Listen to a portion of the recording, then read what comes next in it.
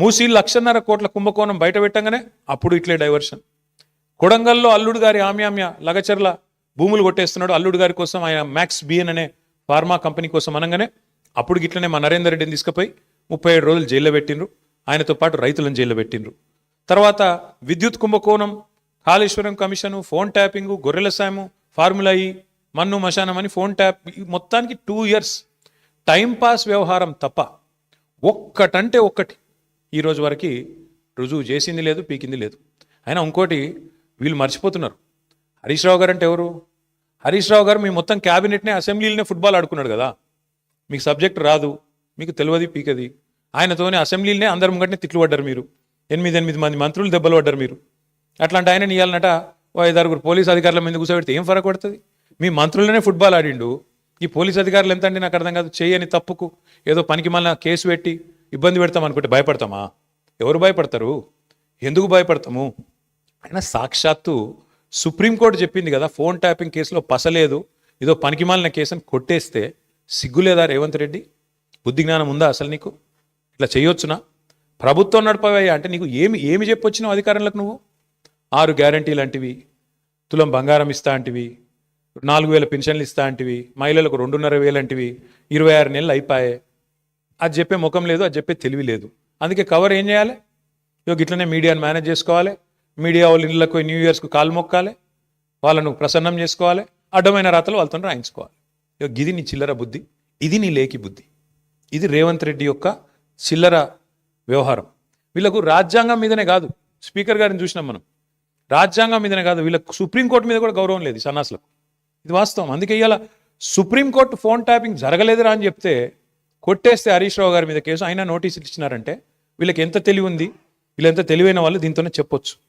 ఇంకొక మాట కూడా నేను చెప్తా ఉన్నా ఇవాళ రేవంత్ రెడ్డికి, ఇంకో 1000 సీట్లు వేసుకో, ఏం చేసుకుంటావో చేసుకో, మా నాయకులందరికీ నోటీసులు ఇచ్చుకో, ఏమన్నా చేసుకో, భయపడం.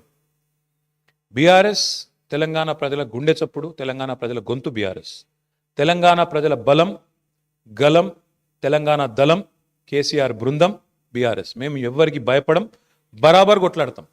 నీ కాంగ్రెస్ పార్టీని, నీ ప్రభుత్వాన్ని అంతు చూసేదాకా ప్రజల తరపున నిలదీస్తూనే ఉంటాం. నువ్వు ఎన్ని విచారణలనే చేసుకో, ఎన్ని రకాలుగా మా వాళ్ళని వేధిస్తున్నావు ఈ వేదిక మీద కూర్చున్న వాళ్ళందరికీ తెలుసు.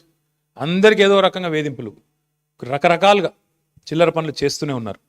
ఇంకా ఇప్పుడు ఈ అందానికి ఇప్పుడే చూసిన ఇక్కడికి వచ్చేటప్పుడు కేసీఆర్ గారికి నోటీస్ ఇస్తారట.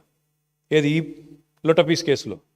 ఇచ్చుకో, ఏం చేసుకుంటావో చేసుకో, ఏం భయపడం. ఏం చేసుకుంటావో, ఎన్ని అడ్డమైన స్టోరీలు నడిపించుకుంటావో, ఎన్ని కథనాలు వడ్డించి వారుస్తావో వార్చు, ఏం భయపడం. అన్నీ ఎదుర్కొంటాం. దేశంలో ఇంకా న్యాయం, ధర్మం ఉంది, న్యాయస్థానాలు ఉన్నాయి, వాటి మీద మాకు గౌరవం ఉంది. తప్పకుండా నీలాంటి దుర్మార్గులతో ఎట్లా కొట్లాడాలో అట్లా కొట్లాడతాం. కానీ ఇక్కడ ఈ మొత్తం కేసులో ప్రధాన దోషి ఇవాళ ముఖ్యమంత్రి బావమరిది. మొత్తం ఈ కోళ్ళు కుంభకోణంలో, సింగరేణి కుంభకోణంలో ప్రధాన ముద్దాయి సింగరేణిలో ఇవాళ మొత్తం king pin, ring master Srujan Reddy అని ముఖ్యమంత్రి బావమరిది. ఇదివరకు అమృత్ స్కామ్లో కూడా ఈ ముద్దాయే భాగస్వామి, ఇప్పుడు కూడా ఈ సింగరేణిలో కూడా ఆయనే ఉన్నాడు. నేను సూటిగా కిషన్ రెడ్డి గారిని, భారతీయ జనతా పార్టీని అడుగుతా ఉన్నా, మీకు నిజంగానే ఈ పాపంలో, ఈ దొంగతనంలో మీకు వాటా లేకపోతే, ఈ దొంగతనంలో మీరు భాగస్వాములు కాకపోతే మీరెందుకు స్పందిస్తలేరు? సింగరేణి అంటేనే ప్రభుత్వ రంగ సంస్థ, 51% రాష్ట్ర ప్రభుత్వానిది, 49% కేంద్ర ప్రభుత్వానికి వాటా. మరి మీకు ఇలా వాటా లేదా? మీరు ఏ రకంగా ఇట్లా ఓపెన్గా మొత్తం భారతదేశంలో ఎక్కడన్నా ఎక్సెస్ టెండర్లు అవుతున్నాయండి? కోల్ బ్లాక్స్లో ఎక్కడన్నా, కోల్ ఇండియా ఆధ్వర్యంలో జరుగుతున్న ఎక్కడన్నా టెండర్లలో 7%, 12% ఎక్సెస్ పోతున్నాయా?